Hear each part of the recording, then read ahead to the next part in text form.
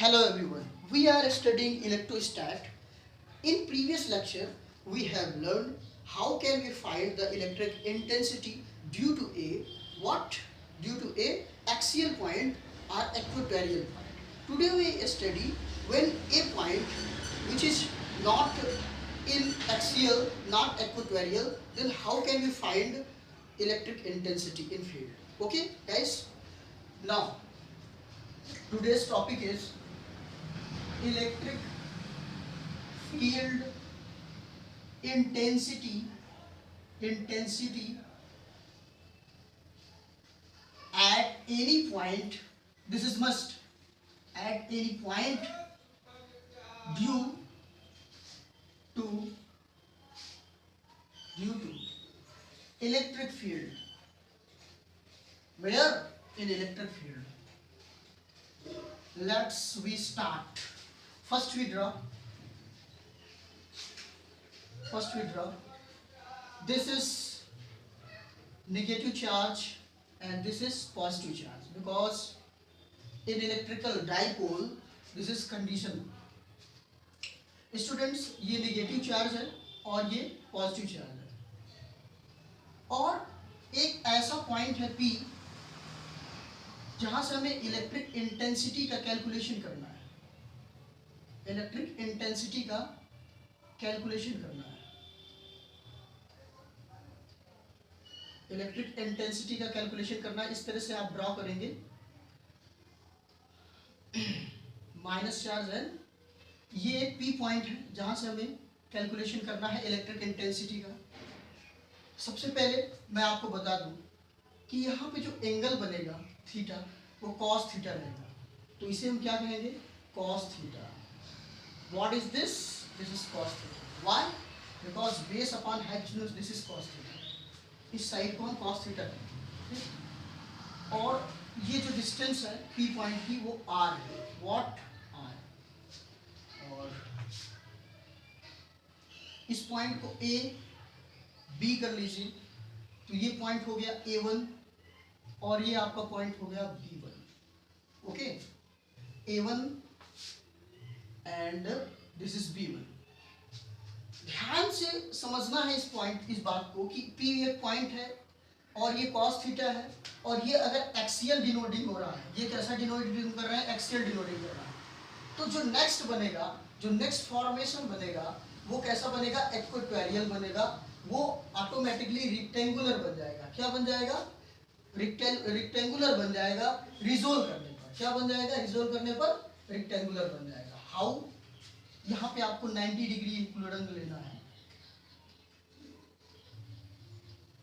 ये देखिए रेक्टेंगुलर बन रहा है, और ये जो पॉइंट है, ये जो साइड है, ये साइन थीटा है। How? When this angle we take, this is 90 degree, थोड़ा सा और टर्न करना है आपको।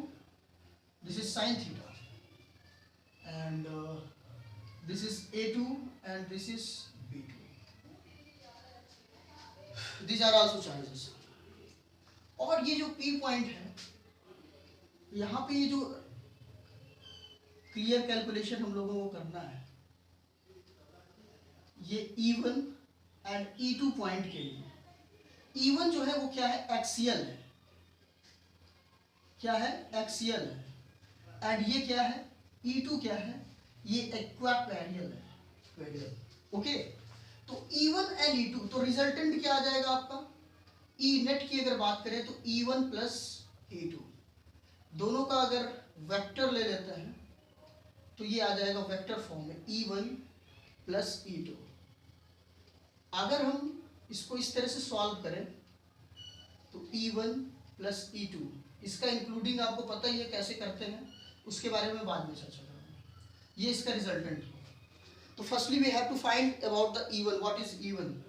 तो E1 की जो कंडीशन होगी वो A1 और A2 की, A1 और B1 के लिए होगी। ठीक, तो फिर से समझ लीजिए, P वेक्टर रिपोल को, ठीक है, हमने रिजोल्व किया, और रिजोल्व करने के बाद जो है एक आपका एक्सियल हुआ, ठीक है, और दूसरा आपका क्या हो गया? रेक्टेंगुलर हो गया। अपने आप रिजोल्व करने के बाद ऑटोमेटिकली हम कर सकते हैं। ठीक है, तो सबसे पहली बात तो हम निकालेंगे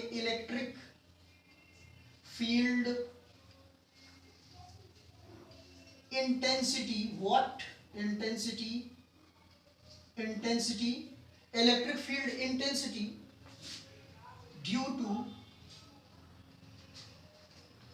electric field intensity A1 B1 at point P. Electric field intensity due to A1 B1 at point P due to A1, where is A1 and B1. अब आपको सबसे पहली बात तो पता होना चाहिए कि A1 B1 जो है एक्सियल बन रहा है, तो एक्सियल में E1 क्या होता है, E क्या होता है, इंटेंसिटी क्या होती है, आपको पता है, सभी को पता है, बहुत बुद्धिमान हो आप सब। 2p upon 4 pi epsilon not पढ़ा है आपने ना, कि 2p upon 4 pi epsilon naught r square, r cube. तो ये एक्सियल है, सबसे पहली बात तो ये रिमेंबर होना चाहिए। और इक्वेटोरियल में क्या है, ये p आ जाता है 4 pi epsilon naught r cube. Okay, ये आपको सबसे पहली बात तो लर्न होना चाहिए इक्वेटोरियल। तो एक्सियल एंड इक्वेटोरियल ये इंटेंसिटी होती है, ये प्रीवियस लेक्चर में आपको हमने बताया, फर्स्ट और सेकंड लेक्चर में, ठीक। तो A1 B1 जो है एक्सियल है, then we simply axial you can write axial 2p। और देखो यहाँ पे cos थीटा बन रहा है, इंक्रीमेंट जो हो रहा है वो क्या हो रहा है, cos थीटा हो रहा है। इस तरह से आप रेक्टेंगुलर भी फील्ड बना सकते हो,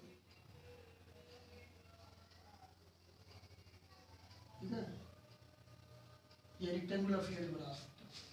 तो एक्सियल ये आपका हो गया 2p अपान, ये तो होता ही था 4 pi epsilon naught r cube. लेकिन यहाँ पे एक चीज और आपको देखना है कि ये जो 2p है ये cos थीटा के बेसिस पे है। ये देखिए axial, this is first, and once again electric field intensity, you guess what can I write, due to A2 B2 at point P। जितना गेम करना है वो P पॉइंट के लिए करना है, P पॉइंट पे इलेक्ट्रिक इंटेंसिटी निकालना है, वो भी A1 B1 के लिए और A2 B2 के लिए। ये आपका डायग्राम एक्सियल, और ये E1 और E2 रिजल्टेंट है, इसी चीज को वहां पे शो किया जाता है P पॉइंट के लिए, क्योंकि ये फील्ड जनरेट कर रहा है। ओके, फील्ड जनरेट करता है। ये क्या हो गया, E2 आपको क्या लिखना है, इक्वेटोरियल। तो यहाँ पे आ गया 2p अपान 4, सॉरी यहाँ only p 4 pi epsilon naught r cube, और यहाँ क्या आ जाता है आपका sine theta. Okay, anyone problem. Vector का सम, काफी टाइम से आप लोग इसको भी पढ़ रहे हैं, सबको पता है वेक्टर का सम हम कैसे करते हैं। वेक्टर का सम आपको करना पड़ेगा। तो वेक्टर का सम करने के लिए आपको जो से रिजल्टेंट निकालना है, वेक्टर टोटल रिजल्टेंट E, या तो क्या हो जाएगा E1 प्लस E2। तो आप E नेट की व्यवस्था करिए, it is including E1 square plus E2 square plus 2E1 E2 into cos theta. Okay, cos theta, तो यहाँ पे आपको cos थीटा नहीं राइट करना है क्योंकि एंगल आपका इंक्लूड है, एंगल आपका दिया हुआ है। अब आप ये समझो यहाँ पे क्या राइट करोगे, E नेट, E नेट आपका क्या आ गया, E1 की वैल्यू क्या है, here is E1 first, this is second, 2p cos theta upon 4 pi epsilon r cube।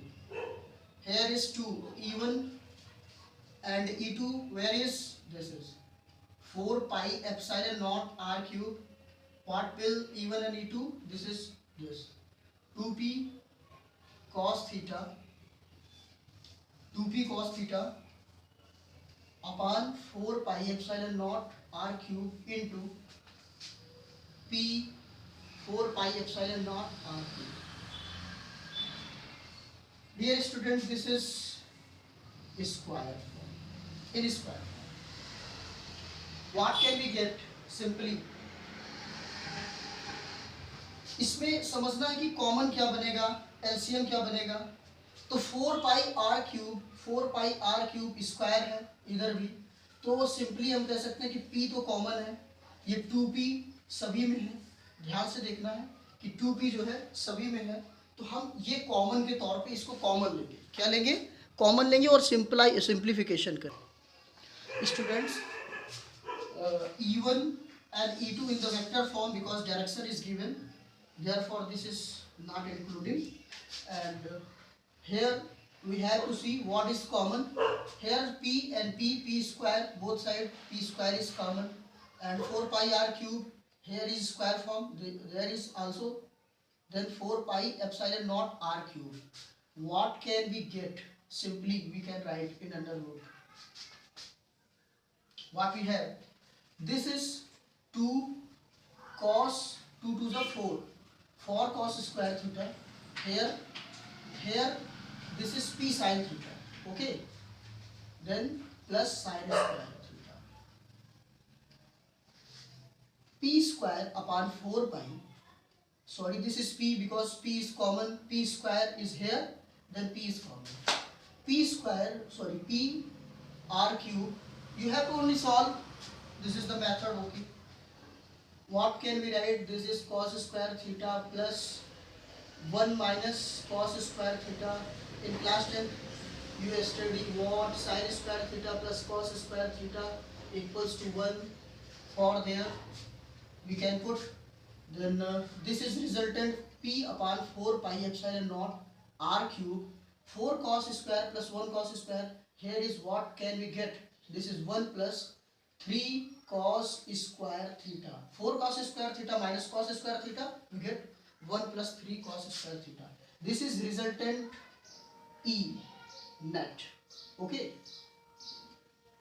what is this? This is intensity. What? Intensity.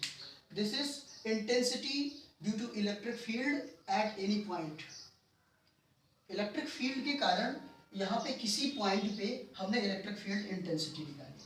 तो बहुत ईजी है, फिर से हम लोग एक बार देख लेते हैं। सबसे पहली बात तो इस डायग्राम को समझना है कि ये थीटा एंगल जनरेट कर रहा है। सबसे पहली बात तो दो charges negative to positive dipoles हम इसी तरह से स्ट्रक्चर करते हैं। डाइपोल मूवमेंट के कारण, वो सॉरी डाइपोल के कारण ही सबकी चीज़ें हम फाइंड आउट कर रहे हैं। ओके, बहुत बेस है, बहुत क्लियर है। Plus Q2 minus Q2 plus Q। यहाँ पे एक पॉइंट P है जहाँ पे हमें electric intensity we have to find. क्या करेंगे? यहाँ से यहाँ तक का डिस्टेंस पता ही है, R राइट कर लेते हैं और फिर हम क्या करते हैं कि ये A1 और B1 एक पॉइंट है P पॉइंट से हटके जहाँ पे थीटा डिग्री बन रहा है। एक्सियल बनेगा एक और एक रेक्टेंगुलर बनेगा, ठीक है, और रिजोल्व करने पर ऑटोमेटिकली आपका रेक्टेंगुलर फॉर्म होगा। और देखिए ये कॉस थीटा एंगल बना, इसके बाद इस तरह से ये साइन थीटा एंगल बना। ये प्रोसेस को आप समझ गए डायग्राम्स को तो क्लियर हो जाएगा सब कुछ। E1 एक्सियल आपने निकाला, एक्सियल आपको पता ही है। E2 एक्सियल आपने देखे, उसके बाद E2 इक्वेटोरियल हो गया, उसको भी आपने फाइंड आउट किया। वेक्टर का एडिशन सबट्रैक्शन जब एंगल दिया हो तो क्या होता है? E1 स्क्वायर E2 स्क्वायर, मतलब इंटेंसिटी फर्स्ट इंटेंसिटी सेकंड। ये रिजल्टेंट निकालना था आपको, ये E1 एंड E2 आपने निकाल लिया। क्या निकल गया? P upon 4 pi epsilon naught R cube 1 plus 3 cos square theta. और E जो होता है उसकी यूनिट क्या होती है? न्यूटन पर कूलम। इसमें एंगल निकालने के लिए भी आता है, तो वेरी सिंपल है, इसको नोट कर लो। उसके बाद में जो है नोट कर लें, उसके बाद में एंगल फाइंड आउट करना सिखा देगा। बहुत इजी है, नोट हो गया होगा। एंगल फाइंड आउट करने के लिए क्या करेंगे हम लोग? देखिए, sine upon cos, what? Sine upon cos equals to tan। We have to find tangent. हमें क्या फाइंड आउट करना है? टेंजेंट। हम सेकंड टू डिवाइस करेंगे फर्स्ट। हमें टेंजेंट निकालना है इस पॉइंट पे, ठीक है। हमें जब टेंजेंट निकालना है तो टेंजेंट निकालने के लिए क्या करेंगे? हम इसमें से इसको डिवाइड कर देंगे। हर पॉइंट पे अलग अलग टेंजेंट आपको निकालना पड़ेगा। किस पॉइंट के लिए टेंजेंट निकालना है ये विशेष तौर से देखना है। तो इजिली इस इक्वेशन में अगर हम टेंजेंट निकालें, एंगल निकालना है, तो क्या करेंगे? P sin theta divided second equation to first. We can easily do it. 4 pi epsilon naught R cube. What is this? This is 2p cos theta upon 4 pi epsilon naught R cube. What will happen? This is to multiplication. Then if you have problem, then you can write it. This is multiply 4 pi epsilon naught R cube and 4 pi epsilon naught. Simply ऐसे भी cancel कर सकते हो आप, 2p cos theta। अब cancel कैसे होगा? देखो, 4 पाई आर क्यूब, ये कैंसिल हो गया, पी टू पी कैंसिल हो गया, क्या बचा भैया, रिमेन क्या हुआ, sine theta upon 2 cos theta, और इसको आप क्या लिख सकते हो, 1 अपॉन 2 टेन थीटा। ठीक है, तो ये टेंजेंट अगर निकालना है, थीटा निकालना है आपको, क्या निकालना है, थीटा, तो ये टेन इनवर्स करके इस तरह से आप ये थीटा, आपको क्या मिल गया, एंगल। तो very simple, this is very simple, angle निकालना भी इसका क्या है, बहुत इजी है, लेकिन किस पॉइंट पे निकालना है, किसमें टर्मिनेशन कैसे बन रहा है, ये चीज़ आपको विशेष तौर से ध्यान देना पड़ेगा। एंगल के लिए भी कभी कभी इसमें से क्वेश्चन आता है। हम लोग इसके एक दो न्यूमेरिकल्स को देखेंगे, उससे पहले हमें एक डाइपोल मूवमेंट बचा है, तो उस डाइपोल मूवमेंट को हम लोग जो है क्लियर कर ले, उसके बाद एक दो न्यूमेरिकल्स देख लेते हैं। ओके, नोट कर लें स्टूडेंट। अगर आपको थीटा में थोड़ा सा सस्पेंस हो तो आप लोग tan अल्फा करके आप लोग एंगल्स को राइट कर सकते हो, no any problem. Students, next topic is moment, what, moment of couple. Couple में पहुंचना चाहिएगा, वो वाला कपल नहीं है। मोमेंट ऑफ कपल, जिसे टार्क्यू मूवमेंट बोल सकते हो, टार्क्यू निकालना है आपको, टार्क्यू, व्हाट, टार्क्यू, किसमें torque, torque on a dipole in uniform electric field, what, electric field. बहुत इंटरेस्टिंग है स्टूडेंट्स। आप लोग सोच रहे होंगे इतना लेक्चर इतना बोरियस, ऐसा बिल्कुल नहीं है। आप अगर स्टार्ट से अगर इसको करना स्टार्ट कर दो, कूलॉम्स के लॉ तक पहुंच जाओ, तो थोड़ा सा सीरियसली जरूर है, लॉजिकल लेशन है, बहुत मजा आएगा, इसलिए आप लोग इसको कर लोगे, कोई दिक्कत नहीं आएगी। अब moment of couple or torque on a dipole in uniform electric field. Uniform electric field के कारण आपको टॉर्क्यू निकालना है। We can easily find it how. सबसे पहले आपको इलेक्ट्रिक फील्ड बनाना है। जैसे आप लोग जहाँ पे रहते हो तो वहाँ पे आप अपना घर बनाते हो, वो घर द्वार है, वो मत समझिएगा घर द्वार है, electric field. What is this, this is electric field. अब ये इलेक्ट्रिक फील्ड हो गया, इसमें कहीं कहीं ना कहीं डाइपोल है, तो आप ये क्लियर कर लो, ये डाइपोल हो गया। What is this, this is dipole. Dipole में आपको पता है क्या होना चाहिए, negative charge to positive charge, इसके बीच में डिस्टेंस कितना होता है सभी को पता है, 2L। क्लियर नहीं होगा तो मैं एक नेक्स्ट डायग्राम बना दूंगा जिससे आपको प्रॉब्लम नहीं होगी। ये इधर इलेक्ट्रिक फील्ड जनरेट करेगा, ये इधर इलेक्ट्रिक फील्ड जनरेट करेगा। Okay everyone known. P एक पॉइंट है जहां से आपको क्या निकालना है, इंटेंसिटी निकालनी है, सॉरी क्या निकालना है, टॉर्क्यू, इंटेंसिटी बैंड निकालना है, तो मोमेंट ऑफ कपल निकालना है, ये टार्क्यू निकालना है। ठीक है, अब ये P पॉइंट है, P पॉइंट पे आपको टार्क्यू की कैलकुलेशन करनी है। तो सबसे पहले एंगल्स देख लेते हैं। एंगल, ये अगर थीटा की बात करें, इधर साइड बना सकते हैं, तो आपको पता है what is this, this is base and this is horizontal, perpendicular, hypotenuse. भूल गए आप लोग, तो ये आपका क्या है, बेस है, और ये आपका हाइपोटेन्यूज है। इस कंडीशन में कौन सा एंगल बनेगा, कॉस थीटा की साइन थीटा, क्या बनता है बोलो ये आपका बनेगा कॉस। लेकिन अगर यहाँ पे एक हम ड्रॉ कर दें इस तरह से, तो अगर हम बात करें कि ये आपका हॉरिजॉन्टल फाइंड आउट करना है, तो हॉरिजॉन्टल अपॉन बेस तो क्या बनेगा, साइन थीटा, तो यहाँ पे साइन थीटा है और इसकी डिस्टेंस कितनी है, L। तो ये क्या हो जाएगा, ये हो जाएगा, ये यहाँ से लेके यहाँ तक का जो डिस्टेंस है वो हो जाएगा 2L साइन थीटा। मैं इजिली आपको बना दूँ, जैसे ये Z बन गया, ठीक, इस तरह का शेप है, डॉट डॉट राइट कर लो आप। तो आपको ये फाइंड आउट करना है, आपको ये निकालना है, व्हाट, आपको निकालना है लाइन, डिस्टेंस।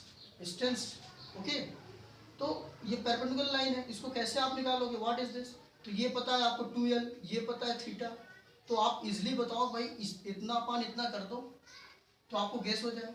तो ये देखिए लेंथ है ना आपका perpendicular line upon hypotenuse equals to क्या होता है, साइन थीटा। तो साइन थीटा जब आप करेंगे तो साइन थीटा, ये साइन थीटा हो गया एंगल के साथ 2L। ठीक है, तो ये आपका निकल आया थीटा। अगर नहीं पता है तो देख लो साइन थीटा अपान वाई दबी, ये एक्स है, कुछ भी हो, एक्स अपान क्या करते हैं 2l। तो अगर एक्स निकालना है तो क्या करेंगे साइन थीटा इंटू 2l, ये एक्स हमने मान लिया 2। ठीक है, आपको ऐसा करना नहीं है, ये बेसिक है, सबको पता है कि कैसे ये निकल आया कि ये इतना है। लॉजिकल तो नहीं है, लॉजिकल नहीं, बिल्कुल टेक्निकल है। ठीक, तो इस ग्राफ को हमने ऐसे बना दिया क्लियर में, कोई दिक्कत? कोई दिक्कत नहीं। इसको पॉइंट राइट कर लो, ए बी सी, कुछ भी लिखो, कुछ भी मत लिखना, ए बी लिखना, लेकिन ए बी आप इसको बना लो जिससे लिखने में दिक्कत ना हो। ठीक है, क्योंकि यही आपका मेन है। ये क्या है? मेन। ये आपका है, व्हाट इज दिस? डाइपोल। इस डाइपोल की कंडीशन में, ये डाइपोल है, ठीक है, 2 चार्जेस भी हैं, पॉजिटिव एंड नेगेटिव, हमने राइट किया है इधर। तो ये डाइपोल है, पी पॉइंट है, और इस पॉइंट पे इसको जो है बताइए आप कि मोमेंट ऑफ कपल क्या होगा। मोमेंट ऑफ कपल क्या होगा? P point. तो आपको पता है कि मोमेंट ऑफ कपल को या टॉर्क क्यू को किससे रिप्रेजेंट करते हैं? टाउ से। तो टाउ इक्वल्स टू क्या होता है? Force into what? मैग्नीट्यूड जो है ना, तो उसको बोलते हैं डिस्टेंस। हाइट डिस्टेंस आप राइट कर सकते हैं। क्या डिस्टेंस राइट कर सकते हैं? Height distance. अब ये फोर्स कितना है? फोर्स इक्वल्स क्या है भाई? फोर्स इक्वल्स होता है क्यू ई, सबको पता है, ठीक है। फोर्स इक्वल्स टू, यहाँ पे क्या है? क्यू ई, पता है कि नहीं पता है? फिर से बताना पड़ेगा। What? E equals to F upon Q, then F equals to E into Q. Okay, simply हमने राइट कर दिया। इंटू डिस्टेंस, डिस्टेंस क्या है? 2l sine theta, 2l sine theta.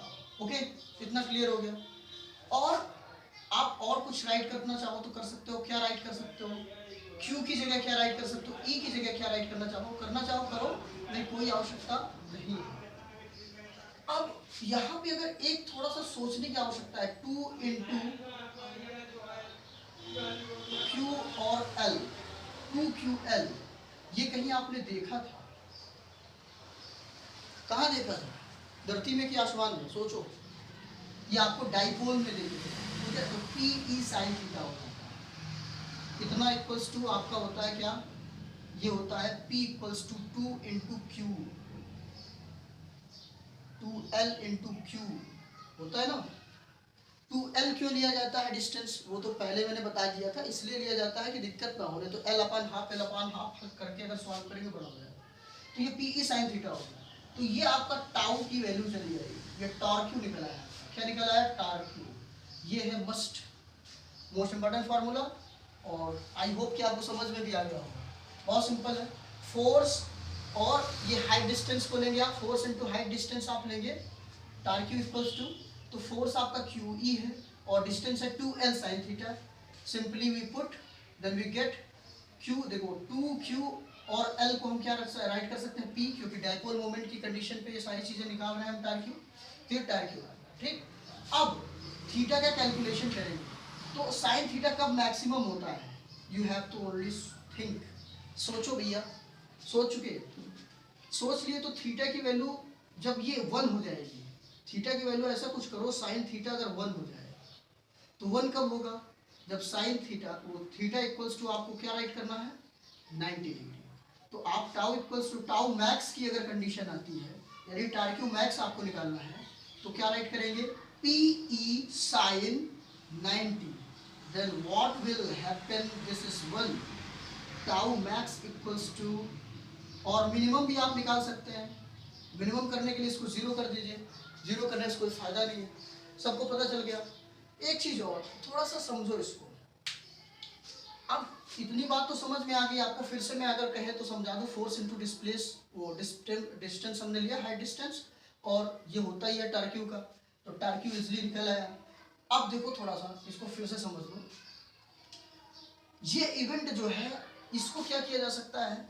जैसे ये है, तो इसको जो है इस तरह से अगर घुमा दिया जाए, तो घुमा देने पर इसके अंदर एक कंडीशन आएगी कि ये फिर से उसी प्लेटफॉर्म पे आ जाएगा, फिर से उसी प्लेटफॉर्म पे आ जाएगा। भाई जब हम ऐसे घुमा रहे हैं, देखो इतना घूम गया, तो घूमने के बाद फिर से इसको अगर हम घुमा दें तो फिर से ये स्टेबल हो जाएगा, तो इसको बोलेंगे स्टेबल इक्विलिब्रियम। ठीक है, ये कैसा इक्विलिब्रियम है, इक्विलिब्रियम है, ये इक्विलिब्रियम है स्टेबल। और अगर ये ऐसा ना कंडीशन करे, मतलब जैसे गया था, मतलब जिस तरह से हमने किया उस तरह से अगर डाइपोल को ना करें, मतलब कर दें उसके बाद उस तरह से ना हो, तो उसको बोलेंगे क्या, बोल देंगे उसको नॉन स्टेबल या अनस्टेबल इक्विलिब्रियम। Okay, clear. तो इतनी चीजें गेस कर लीजिए, इतनी चीजें करेक्ट कर लीजिए। उसके बाद आपका पार्ट 1 इंटरमीडिएट का पार्ट 1 यानी कि electric what charge and field हो जाता है फिनिश। मैं कुछ न्यूमेरिकल्स और बता देता हूं, जैसे कि कॉन्सेप्ट आपका क्लियर हो जाए इंटरबेस से। उसके बाद और कोई प्रॉब्लम्स हो रहा है, न्यूमेरिकल्स आप लोग टेक्स्ट बुक से लगा सकते हैं, और जो भी प्रॉब्लम्स होगा उसको आप सेंड करिए कमेंट सेक्शन बॉक्स में, या तो स्क्रीनशॉट लेके मेरे व्हाट्सएप नंबर पे करिए, मैं उसको क्लियर कर दूंगा। ओके, इतना नोट कर लें। सबसे पहले जो क्वेश्चंस होंगे हमारे वो एक्सियल एंड इक्वेटोरियल डाइपोल्स के लिए होंगे।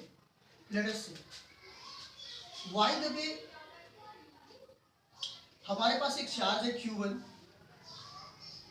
जो कि है 2.5 इंटू 10⁻⁻90, मतलब एक पॉजिटिव चार्ज और एक क्या है नेगेटिव चार्ज। वो कितना होगा, वो भी इतना होगा, equal and opposite direction. Sine केवल जो है डायरेक्शन को बताता है। टू चार्जेस है by the way, negative to positive, और ये क्या है, ठीक है इसको ऐसे ही राइट करते हैं, ए बी, इसको -Q और इसको +Q चार्जेस। एक पी पॉइंट है और इस पॉइंट से इसका जो डिस्टेंस है वो 4 है। इन दोनों के चार्जेस के बीच में डिस्टेंस कितना है, 6 मीटर या 4 मीटर, ऐसे हमने राइट कर दिया। ओके, समझो इस पार्ट को। आपसे क्वेश्चन में पूछ रहा हूँ कि दो चार्जेस है, इस तरह का शेप नहीं बनेगा, इस तरह का कंडीशन नहीं बनेगा। मैं थोड़ा सा इसकी अवेलेबिलिटी को बता दे रहा हूँ कि दो चार्जेस है जिसके बीच में डिस्टेंस 6 सेंटीमीटर है, यानी कि 2L इक्वल्स टू 6 मीटर। अगर 2L इक्वल्स टू 6 मीटर है तो L इक्वल्स टू क्या हो जाएगा, 6/2 यानी कि 3। 2L राइट कर देंगे तो भी कोई दिक्कत नहीं है। और ये जो R है ये है 4 मीटर। अब हमें क्या निकालना है, एक्सियल। ये क्वेश्चन इतना है, डायग्राम तो मैं ऐसा आपको समझाने के लिए बता रहा हूं। एक्सियल कंडीशन में डाइपोल बताना है आपको, किस कंडीशन में, और इक्वाटोरियल कंडीशन में आपको बताना है। तो एक्सियल एंड इक्विलैटरल कंडीशन में आपको इंटेंसिटी का कैलकुलेशन करना है। हाउ कैन वी फाइंड, अगर एक्सियल का फॉर्मूला सबसे पहले आप बताइए। ई एक्सियल की बात करें, intensity of axial form, in axial form वो क्या होता है, 2RP अपॉन, अभी अभी आपने फाइंड आउट किया है, 4RL एंड स्क्वायर। L अगर है तो L तो होता ही है, मिनिमाइज करके उसको हटा देते हैं। तो ये बात तो आपको पता है। अब इसमें क्या करेंगे, आपको वैल्यू पुट करना है। क्या करना है, वैल्यू पुट करना है और सॉल्व करना है। सब फिर से समझ लो, मैंने क्वेश्चन आप लोगों को क्या दिया कि 2 चार्जेस है, 2 चार्जेस है, दोनों चार्जेस जो है 2.5 × 10⁻⁹ तो इतना चार्जेस है। दोनों चार्जेस के बीच में जो डिस्टेंस है वो 6 मीटर है। बहुत बड़े डिस्टेंस कर दिया, 6 माइक्रोमीटर होना चाहिए, मिलीमीटर होना चाहिए। ठीक है, मैंने ऐसे ही गेस पे क्वेश्चन दिया आपको।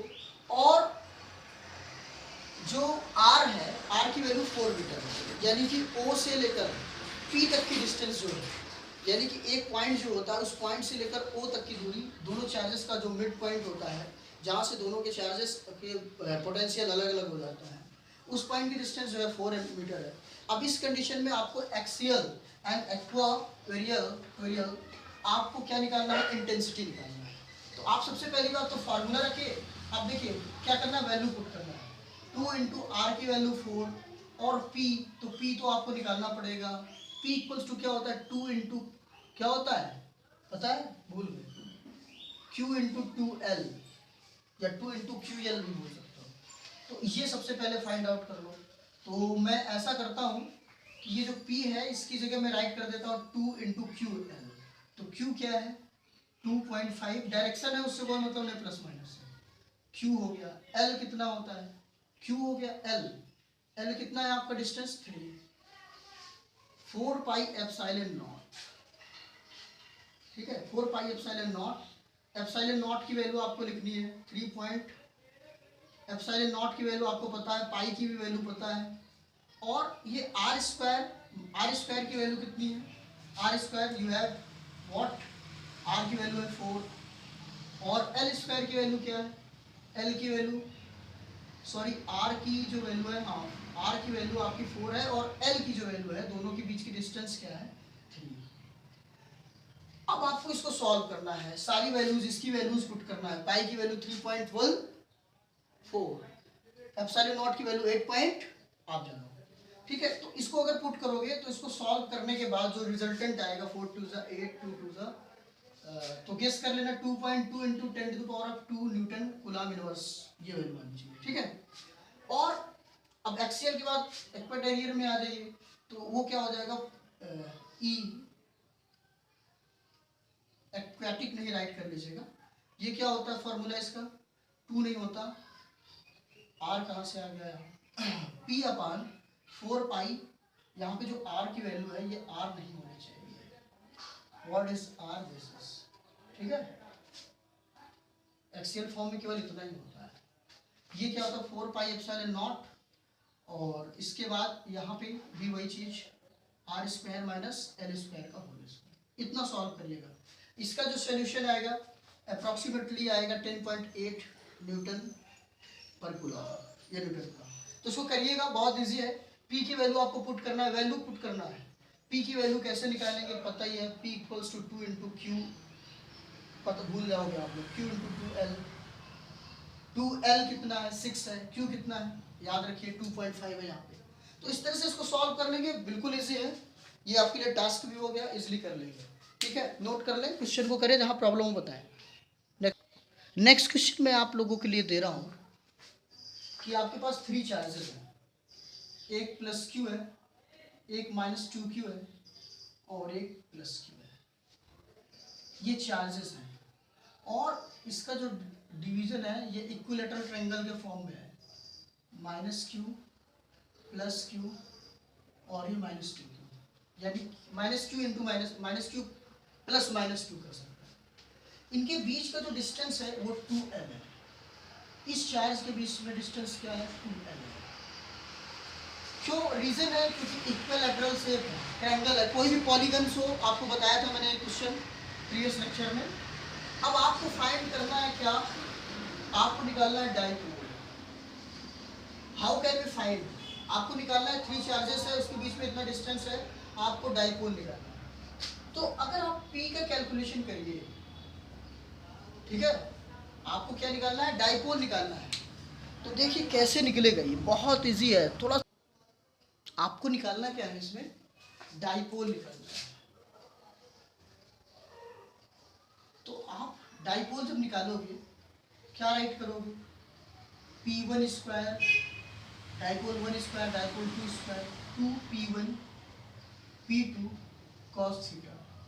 cos थीटा क्या बनेगा, इस पे इक्विलैटरल ट्रायंगल कितना बनाते हैं 60 डिग्री, इतना आप जानते रहो, एक्सटीरियर साइड में बना सकते हो। अब देखो यहाँ पे P को गेस करो, P है क्या, P1 P2 सभी इक्वल्स हैं, और वो क्या है, वो है आपका P × 2L, P × sorry charges है ना, तो Q × 2L है ना, तो Q × 2L। अब आप P1 P2 की जगह इसको राइट कर दो, तो P1 स्क्वायर यानी Q × 2L plus Q × 2L, this Q × 2L into Q × 2L, और इससे पहले 2B।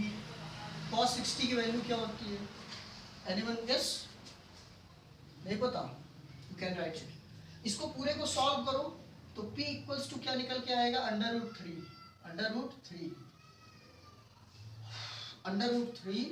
आ जाएगा Q × L। सॉल्व करने के बाद इजीली सॉल्व हो जाएगा, सॉल्व करके चेक कर लीजिए, सारी चीजें इक्वल है, और इक्वल होने के बाद सभी इंक्लूड हो जाएंगी, Q × 2L Q × 2L, ठीक है, स्क्वायर है, और ये भी Q × 2L आ जाएगा, 2 कैंसिल, सारी चीजें वही, तो क्या बची 3 हो गई, तो अंडर रूट जब 3 हो गई, और ये QL क्या है, रूट से बाहर हो जाएगा। अगर नहीं समझ पा रहे हैं तो ये समझिए कि सारी चीजें इक्वल हो जाएगी, 2 2 कैंसिल, ये क्या बचा Q इंटू टू एल का whole square, what is this Q into two l whole square, what is this Q into two l whole square.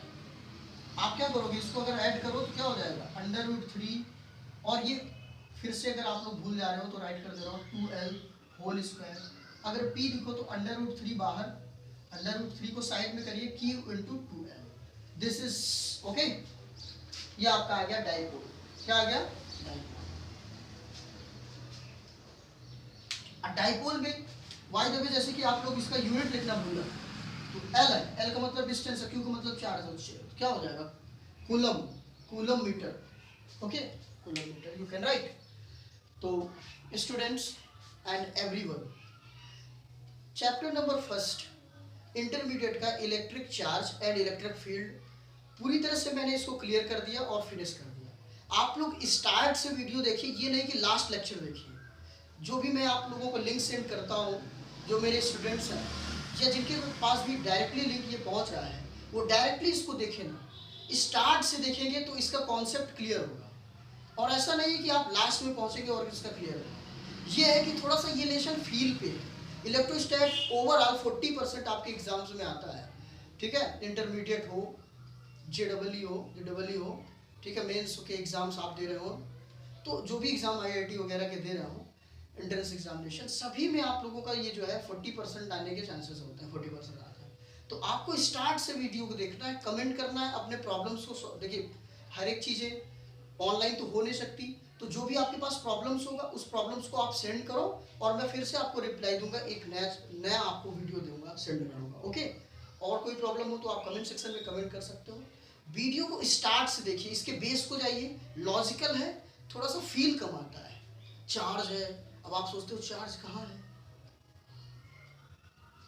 अब जैसे फोन बजा, चार्ज ही तो इसमें सिस्टम वर्क कर रहा है, इलेक्ट्रिसिटी आ रही है, चार्ज ही रन कर रहा है, सारी चीज़ें हैं, लेकिन ये फील बेस पे कम है, इसको आप फील कम कर पाते हो क्योंकि इसको देखते नहीं हो, तो इसलिए इसको लॉजिकली आप फील करने की कोशिश करते हो, तो ये लेसन आपके लिए बेहद ईजी हो जाएगा। क्लास 11th नहीं है कि बिल्कुल सॉल्व करना है, इसको बेस तक पहुंचना है, कुलॉम्स के लॉ तक पहुंचना है। जहाँ पे आप वहाँ कुलॉम्स के लॉ तक आ गए, उसके बाद के स्टेप्स धीरे धीरे बहुत ईजी हो जाएंगे। ओके गाइस, किसी भी प्रकार का प्रॉब्लम्स होगा टॉपिक से relative, electrostat part 1, electric field, electric charge से रिलेटिव कोई भी प्रॉब्लम्स होगा, आप सेंड कर सकते हो, मैसेज कर सकते हो, कमेंट सेक्शन में कमेंट कर सकते हो कि वीडियो का और बेहतरीन ढंग से कैसे अपलोड किया जाए। Okay, thank you for watching this video.